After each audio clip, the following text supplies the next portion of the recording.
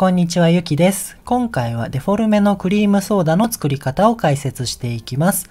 この動画に必要なファイルをファンボックスで公開したので、動画の概要欄の URL からダウンロードしてください。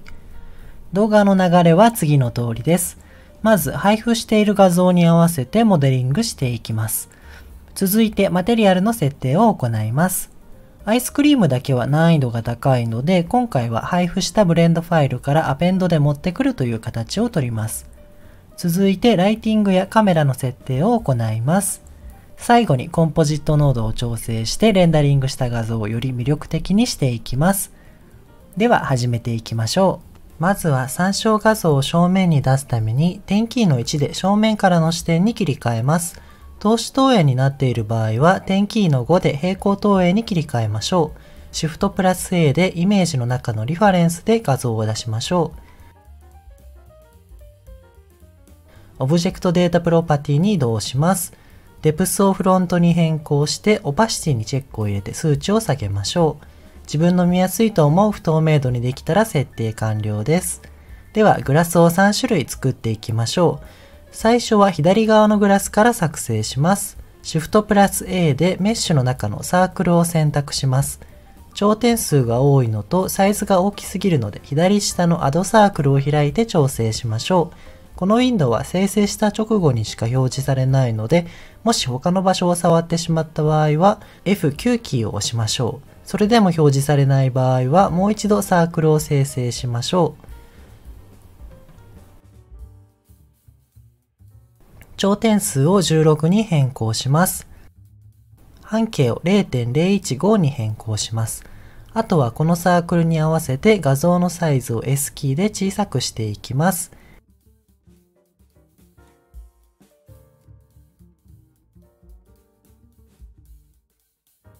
G で底の位置をサークルに合わせてあげましょう。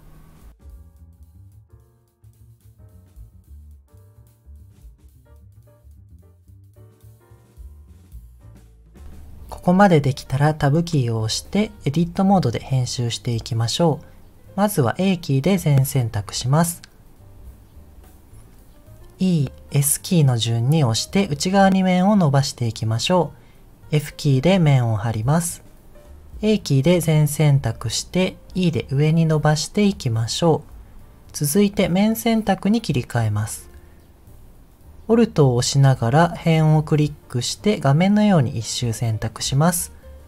E で上に伸ばしていきましょう。S で少しだけ拡大します。ここまで変形できたらモディファイヤープロパティに移動します。アドモディファイヤーからサブディビジョンサーフェスを選択しましょう。上の数値を1から2に変更して分割数を増やします。透過をオンに切り替えましょう。サブディビジョンサーフェスの影響で上の方や底が尖ったりシワができてしまいました。辺の数を増やして綺麗な形に調整していきましょう。タブキーでエディットモードに移動します。まずはグラスの飲み口を丸くしましょう。コントロールプラス R でループカットを追加します。左クリックをすると位置を移動できるようになります。上の方に移動していきましょう。内側も同じようにループカットを追加していきます。これでグラスの飲み口が丸くなりました。グラスの底もきれいに成形していきましょう。先ほどと同様にコントロールプラス R でループカットを入れます。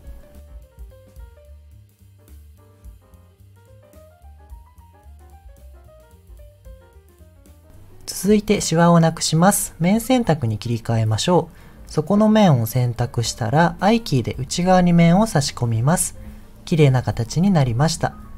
あとは見た目を滑らかにするためにオブジェクトモードで右クリック、シェードスムーズを選択します。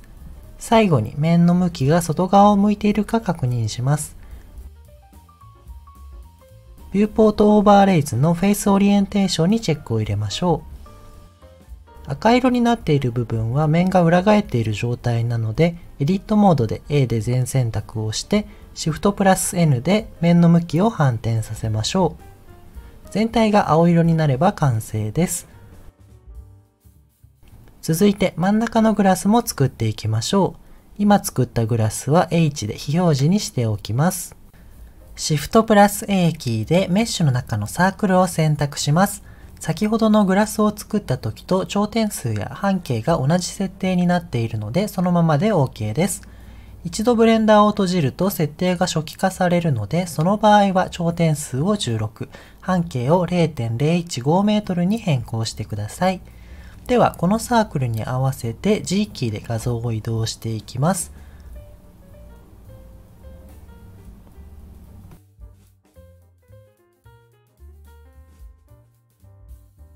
タブキーでエディットモードにしましょう。画像に合わせて E キーで伸ばしたり S キーで拡大縮小していきます。この時面選択では編集ができないので、頂点選択か辺選択に切り替えましょう。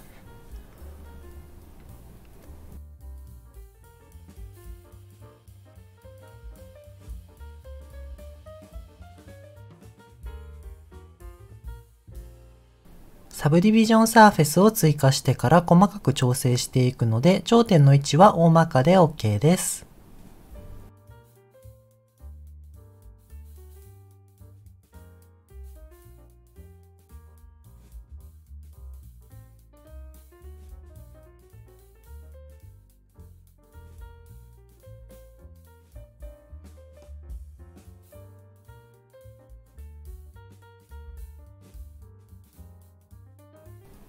外側と内側の頂点の高さは同じくらいにしておくとグラスの厚みが均一になりやすいです。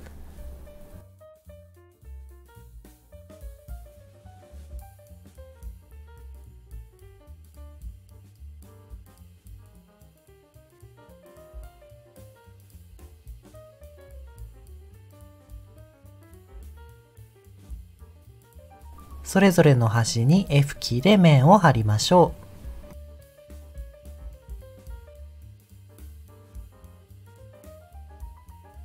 ここまで変形できたら、モディファイヤープロパティに移動します。Add モディファイヤーからサブディビジョンサーフェスを選択しましょう。上の数値を1から2に変更して分割数を増やします。サブディビジョンサーフェスの影響でグラスの飲み口が尖ったり、そこにシワができてしまいました。またループカットを追加して綺麗な形にしていきましょう。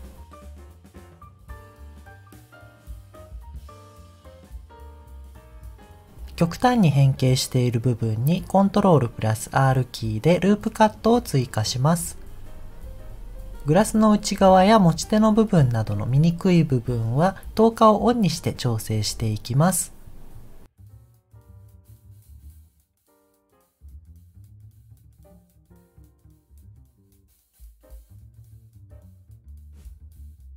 シワは面選択で底の面を選択して I キーで面を差し込んでなくしましょう。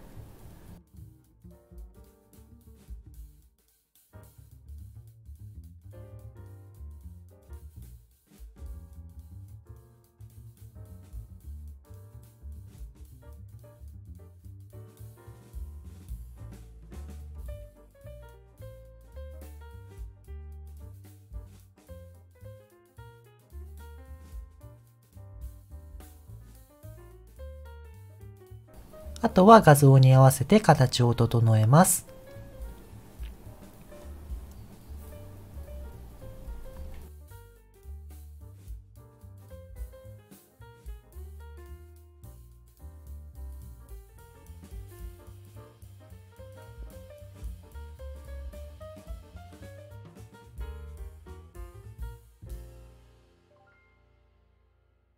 見た目を滑らかにするためにオブジェクトモードで右クリック、シェードスムーズを選択します。最後に面の向きが外側を向いているか確認します。ビューポートオーバーレイズのフェイスオリエンテーションにチェックを入れましょう。赤色になっている部分は面が裏返っている状態なので、エディットモードで A で全選択します。Shift プラス N キーで面の向きを反転させましょう。全体が青色になれば完成です。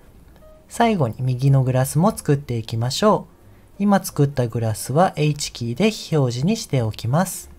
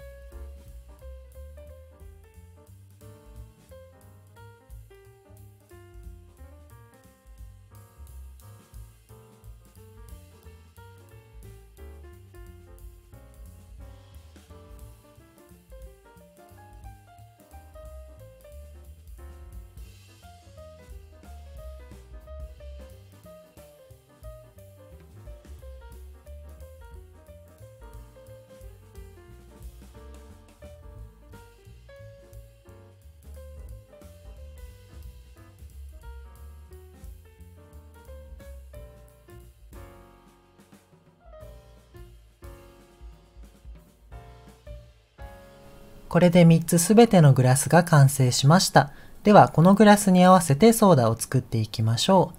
まずは最初に作ったグラスを右上のアウトライナーから再表示させます。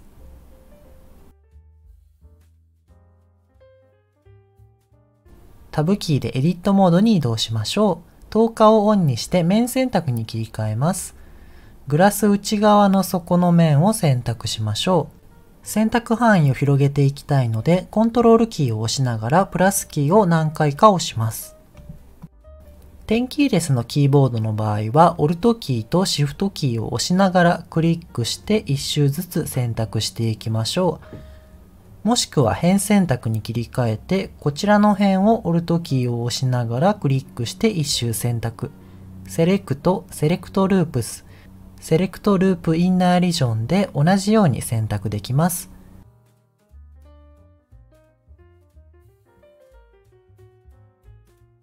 画面のように選択できたら Shift プラス D キーで複製します。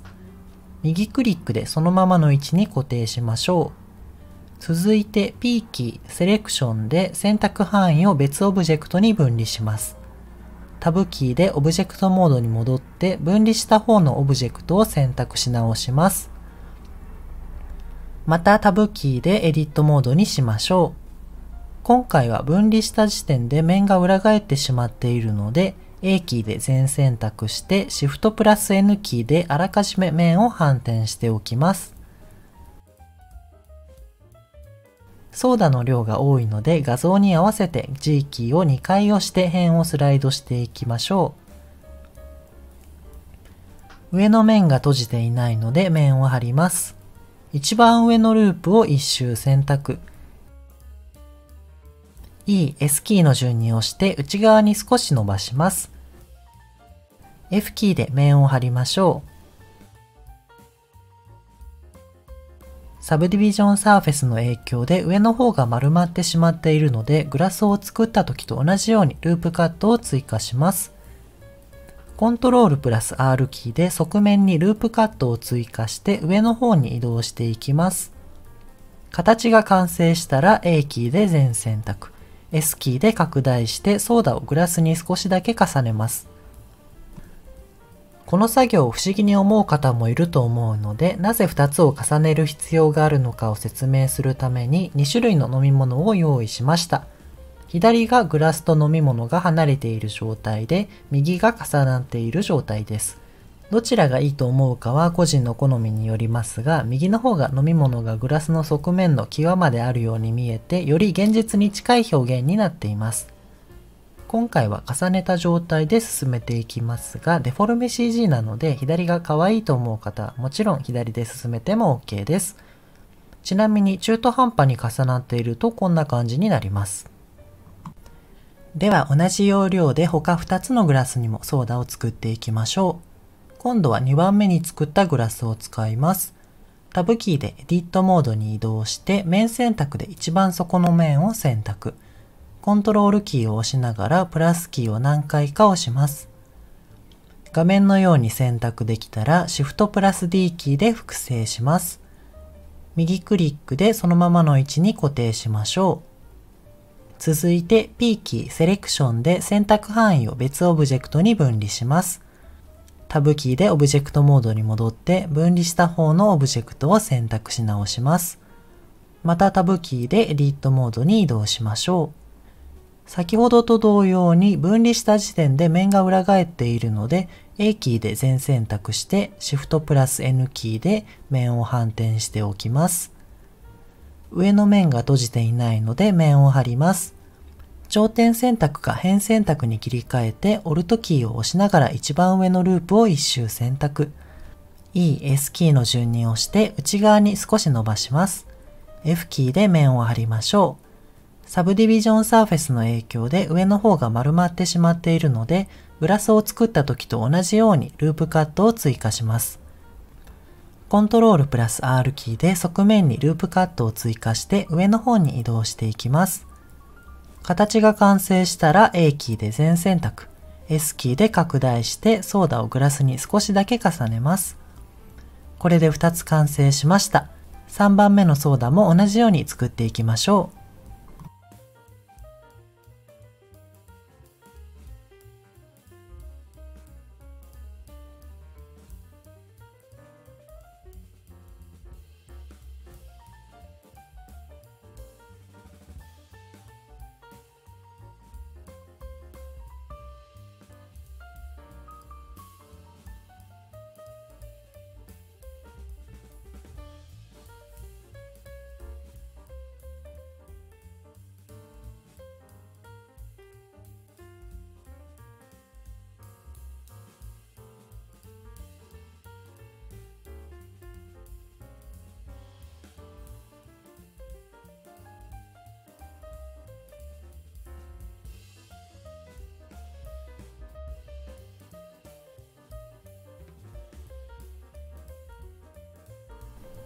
これで3つ完成したので、今度はソーダに泡を入れていきます。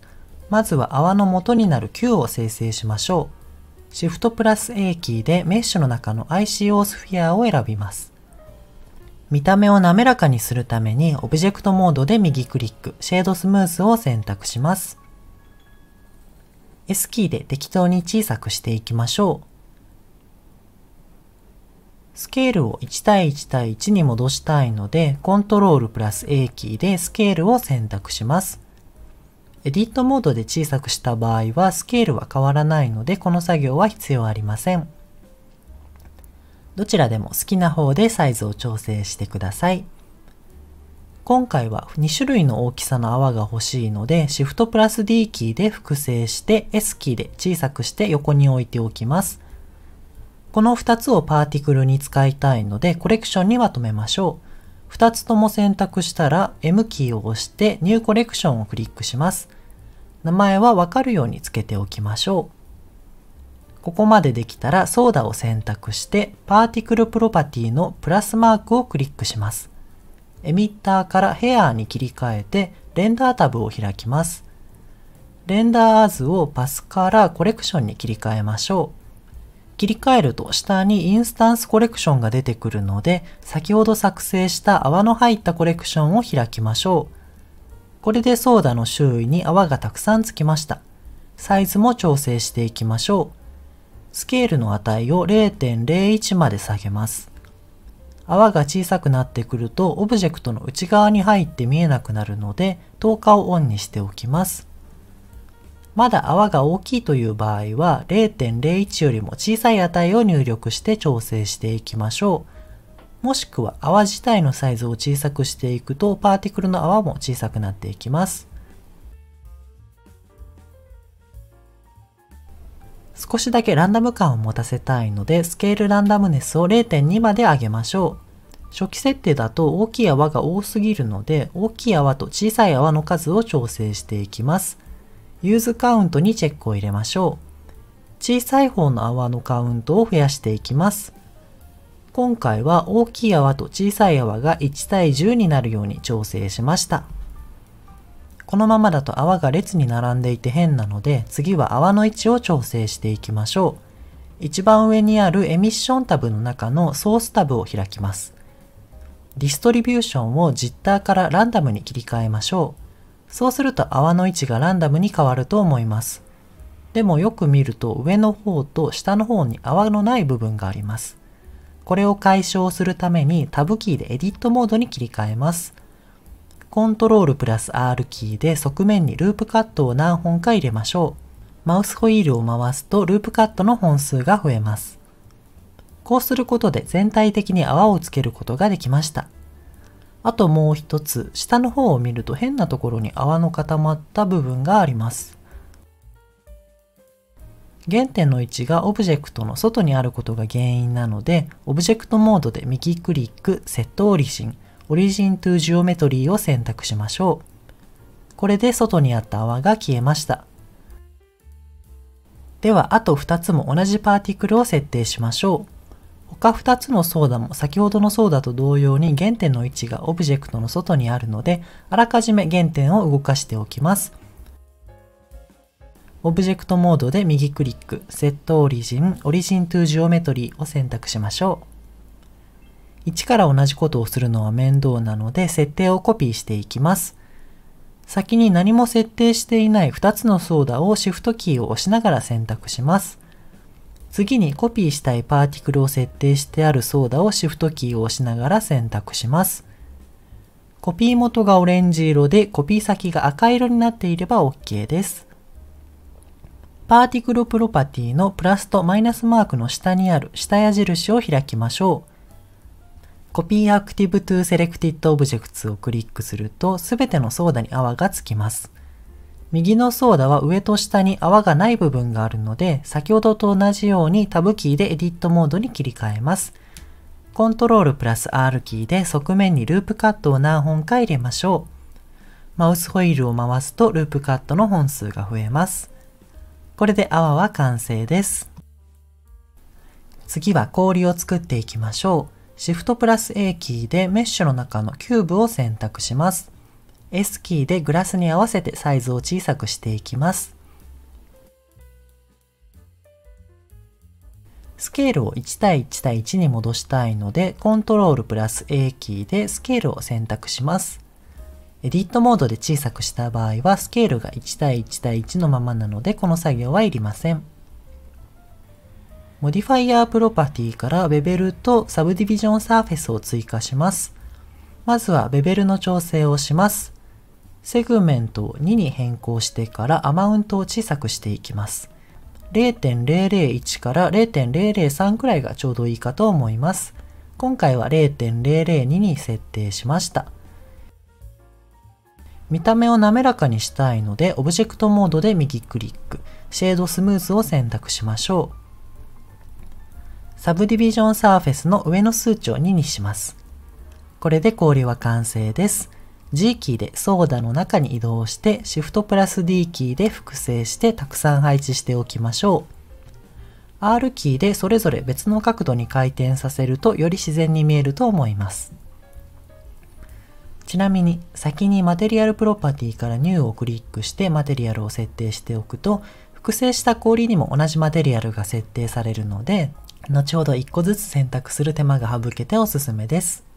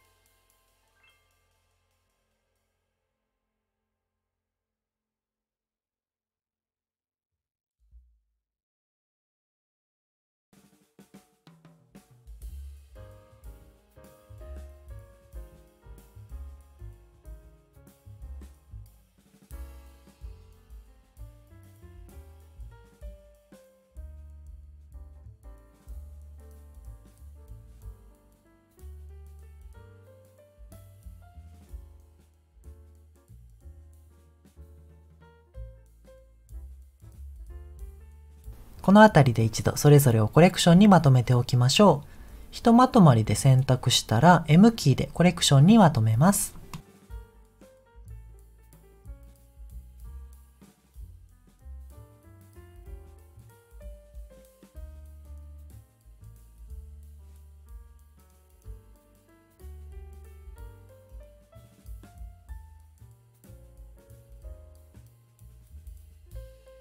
今度はストローを作りましょう。Shift プラス A キーでメッシュの中のシリンダーを選択します。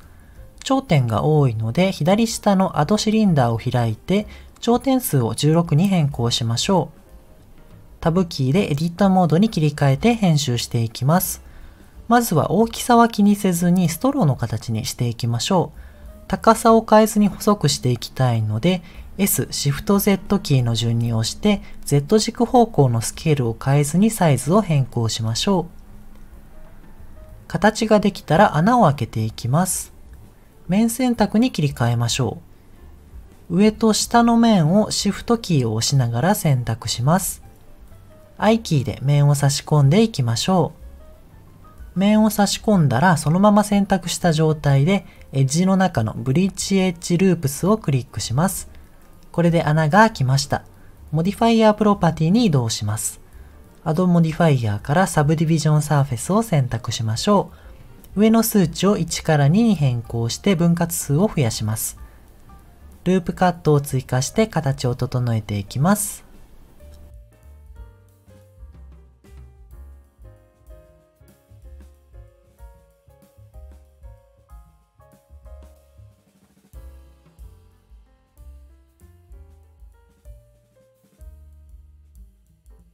あとは適当に配置していきましょう。マテリアルを複製前につけておくと後ほど楽になると思います。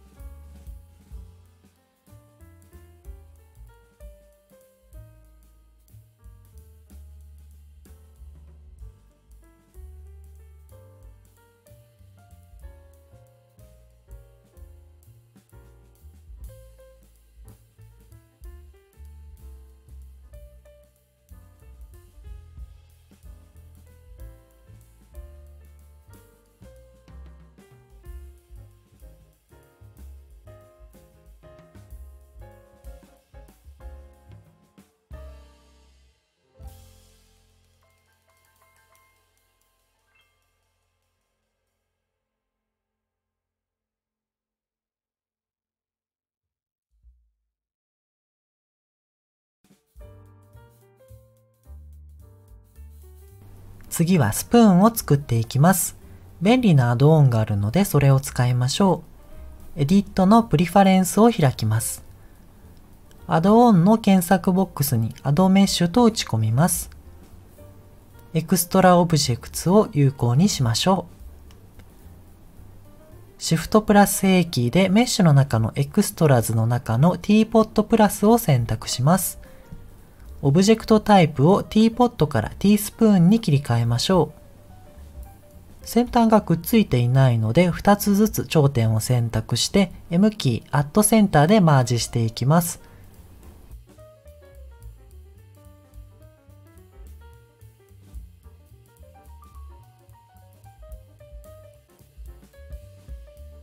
あとなぜか最初から面が裏返っているので A キーで全選択して Shift プラス N キーで面を反転しましょう。モディファイヤープロパティに移動します。Add モディファイヤーからサブディビジョンサーフェスを選択しましょう。上の数値を1から2に変更して分割数を増やします。見た目を滑らかにしたいのでオブジェクトモードで右クリック、シェードスムーズを選択しましょう。ではスプーンを成形していきます。クリームソーダのスプーンは持ち手が細長いイメージなので伸ばしていきましょう。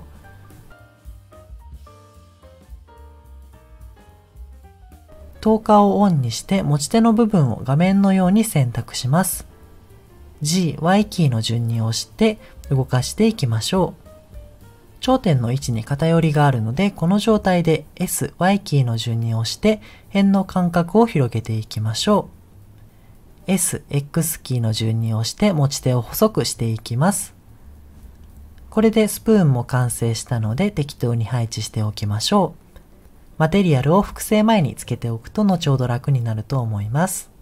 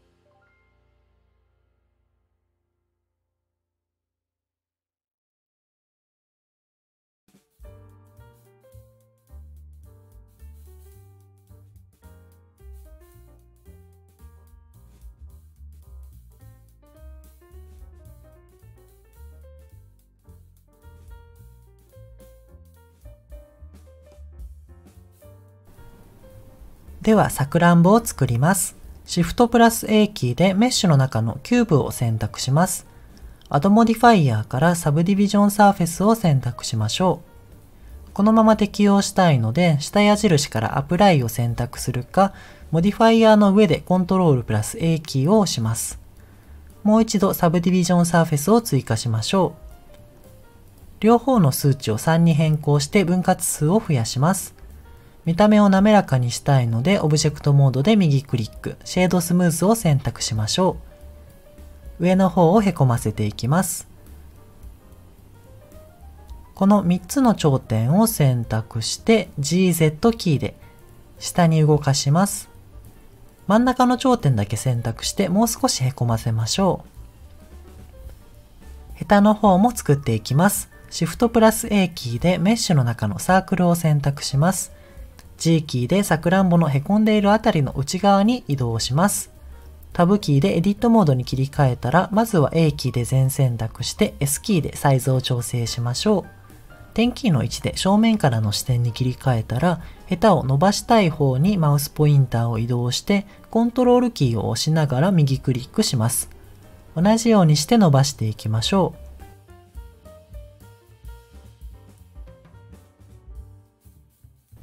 ヘタの先端は少し太くしたいので、E、S キーの順に押して拡大してから伸ばします。最後は F キーで面を貼りましょう。ここまで変形したら、モディファイヤープロパティに移動します。Add モディファイヤーからサブディビジョンサーフェスを選択しましょう。上の数値を1から2に変更して分割数を増やします。見た目を滑らかにしたいので、オブジェクトモードで右クリック、シェードスムーズを選択しましょう。サブディビジョンサーフェスの影響で丸くなったりシワができてしまいました。辺の数を増やして綺麗な形に調整していきましょう。まずは面選択で先端の面を選択。I キーで面を差し込みます。丸くなっている部分にはコントロールプラス R キーでループカットを追加して輪郭をくっきりさせましょう。面の向きを確認します。面が反転していたら A キーで全選択してシフトプラス N キーで面を反転しましょう。マテリアルを追加して複製していきます。ヘタも身も同じマテリアルにしたいので、マテリアルのアイコンをクリックして同じものを設定しましょう。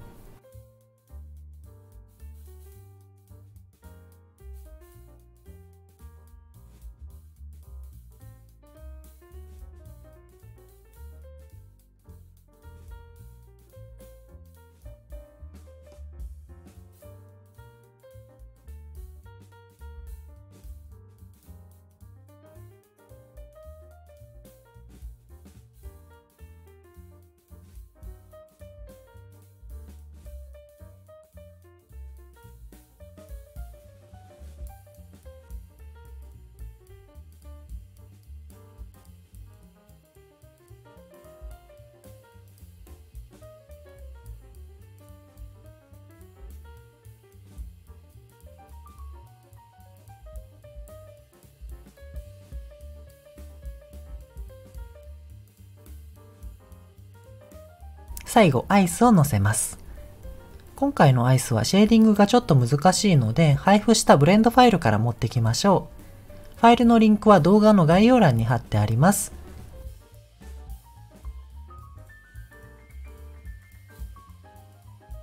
ファイルの中のアペンドを選択します。ブレンドファイルをダブルクリックするといろんなフォルダが出てきますが、今回はアイスのオブジェクトを持ってきたいので、オブジェクトをダブルクリックします。アイスクリームをダブルクリックしましょう。あとは適当な位置に G で移動しましょう。マテリアルは設定済みなので特につける必要はありません。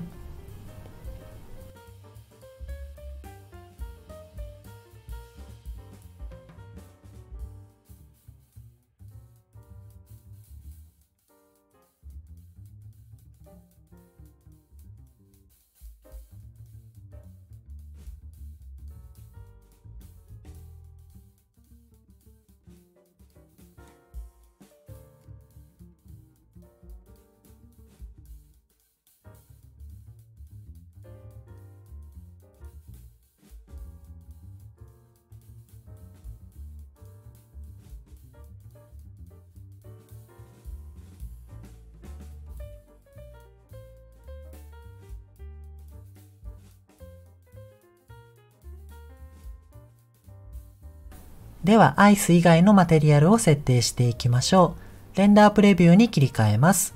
レンダーエンジンはサイクルスを使っていくので、違うレンダーエンジンを使っている場合は、レンダープロパティで設定してください。また、アイスのマテリアルでディスプレイスメントを使用しているので、フィーチャーセットをエクスペリメンタルに切り替えます。この状態でパソコンが重たい場合は、アイスクリームを非表示にしておきましょう。このままだと暗くて見えないので、シーンにライトを追加します。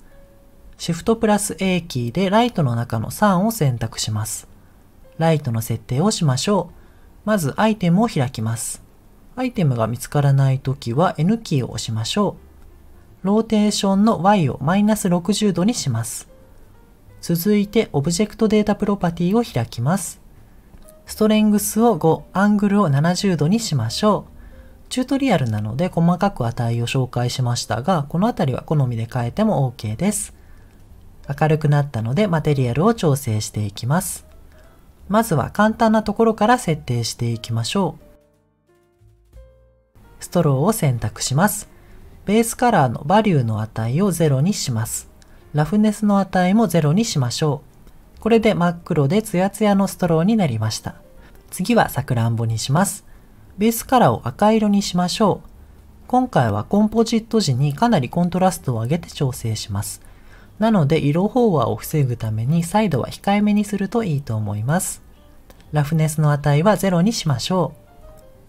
今度はスプーンの設定をします。ベースカラーのバリューを1にします。メタリックを1、ラフネスを0にして明るくツヤツヤしたシルバーにしましょう。グラスの設定をします。ベースカラーのバリューを1にします。ラフネスを0、トランスミッションを1にして透明なマテリアルにします。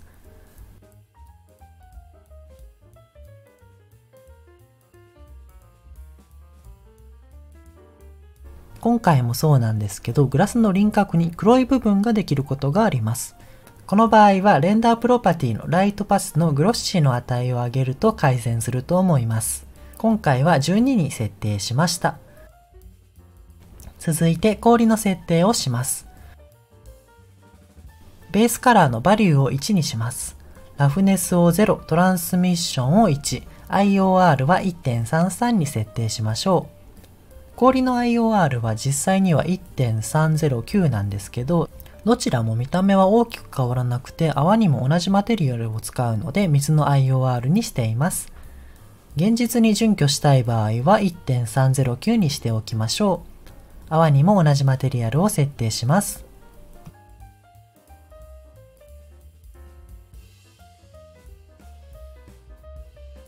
では最後にソーダのマテリアルを作りましょう。シェーディングタブに切り替えます。先に見せておくと完成形がこんな感じです。とりあえずプリンシプル BSDF の設定だけしておきましょう。ラフネスを0、トランスミッションを1にして IOR を 1.33 にします。必要なノードをすべて追加しましょう。シフトプラス A キーからインプットの中のテクスチャーコーディネートを選択します。ウェーブテクスチャーとノイズテクスチャーはテクスチャーの中に入っています。コンバーターの中のカラーランプとカラーの中のミックスカラーも追加しましょう。調整の前に先に全部つなげておきます。ではウェーブテクスチャーから調整していきましょう。見やすくするためにシフトキーとコントロールキーを押しながらカラーランプをクリックしましょう。Z 軸方向で調整したいので X を Z に変更します。上下で分けたいのでフェイスオフセットで位置を変えます。白と黒はどちらが上でも問題ないです。黒の下に白の層ができてしまっているので、スケールを小さくして上下に引き伸ばしましょ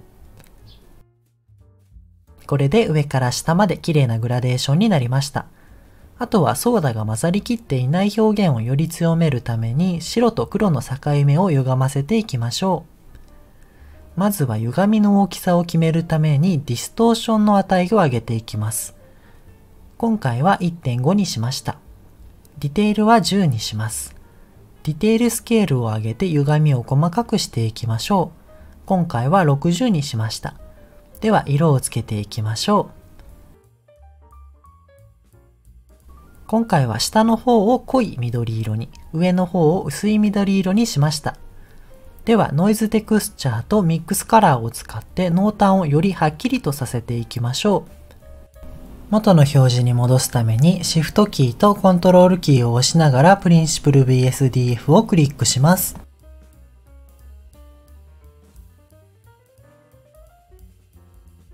ミックスをリニアライトに切り替えます。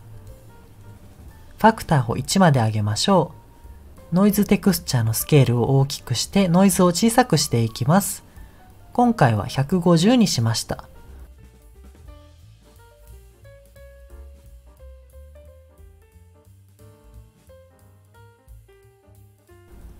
もっとコントラストを強めたい場合は、カラーランプのカラーストップを中央に近づけましょう。逆にコントラストを弱めたい場合は、ミックスカラーのファクターの値を小さくしていきます。これでソーダのマテリアルは完成です。他2つも設定していきましょう。真ん中のソーダを選択して同じマテリアルを設定します。このまま色を変えると一緒に変わってしまうので、コピーのマークをクリックしてマテリアルを複製しておきましょう。あとはフェイスオフセットでグラデーションの位置を調整したり、カラーランプで自由に色を変えてください。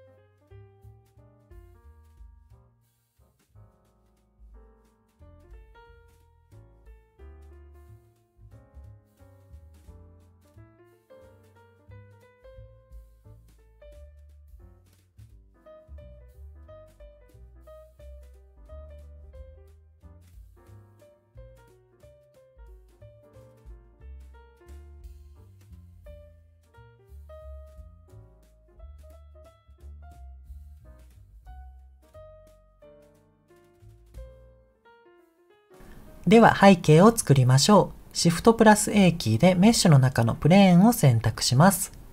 タブキーでエディットモードに切り替えましょう。大きすぎるので S キーでほどほどのサイズまで小さくします。小さくできたら辺選択に切り替えて奥の辺を選択します。EZ の順に押して上に伸ばしていきましょう。伸ばせたら角の辺を選択してコントロールプラス B キーでベベルをかけていきます。マウスホイールを何回か回して分割数を増やします。角を丸くしたいだけなので分割数は適当で OK です。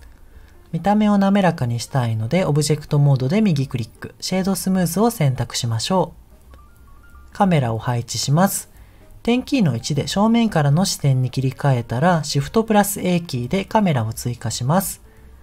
カメラの位置を G、Y キーの順に押して後ろに移動します。少しだけ見下ろした感じで撮影していきたいので、アイテムを開いてローテンションの X を70度にしましょう。カメラの位置をまた調整していきます。点キーの0でカメラの視点に切り替えます。遠近感が強めなので焦点距離を調整していきましょう。オブジェクトデータプロパティを開きます。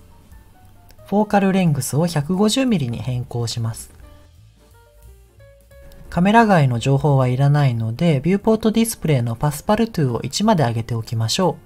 あとはクリームソーダが3つともカメラに収まるように位置を調整します。ビューの中のカメラトゥービューにチェックを入れるとマウスで視点ごとカメラを動かせます。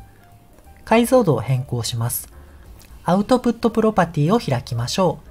レゾリューションの値を調整するとカメラの解像度が変わるのでお好みで設定してください。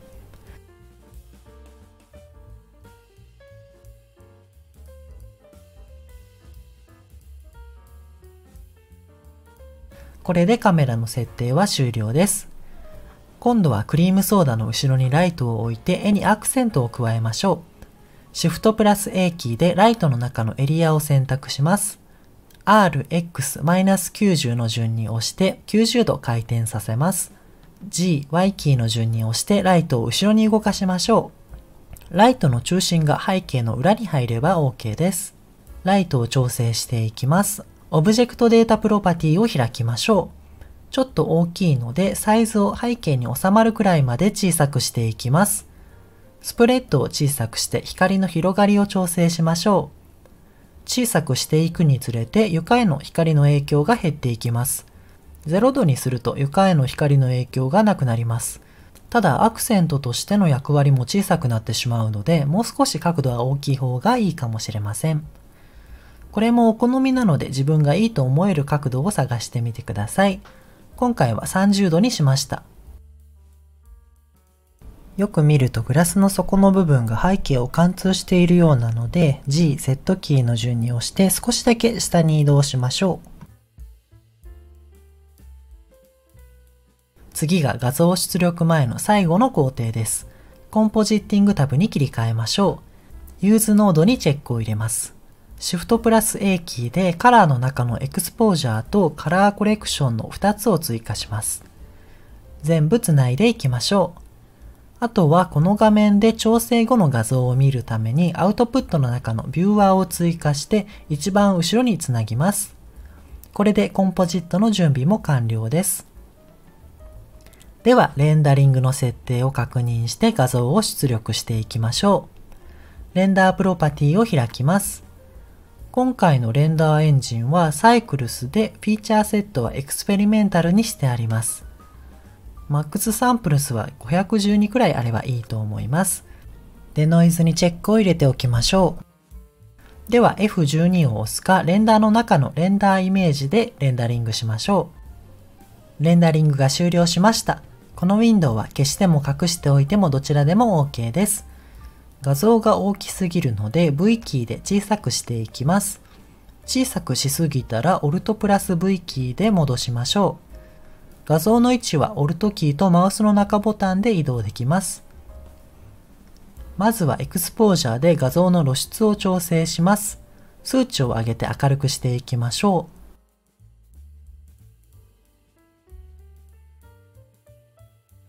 続いてカラーコレクションでサイドやコントラストを調整します。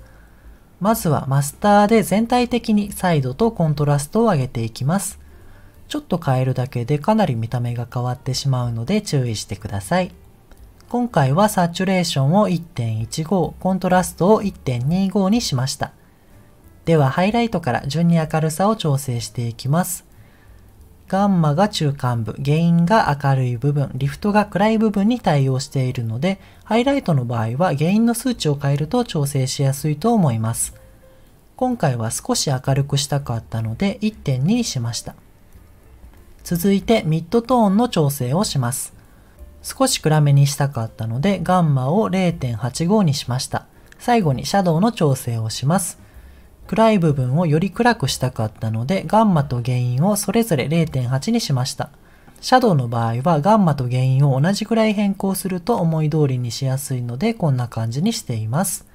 コンポジットの仕方は個人の感性による部分が大きいのでちょっとずつ調整しながら自分の好みに合った組み合わせを探してみてください。ではコンポジットが終わったらレンダリングタブを開いてイメージの中のセーブで画像を保存しましょう。コンポジットが反映されていない場合はもう一度レンダリングすると保存できるようになります。コンポジット前の画像は右上のコンポジットをビューレイヤーに切り替えると保存できます。以上で今回の動画を終了したいと思います。ご視聴ありがとうございました。また次回お会いしましょう。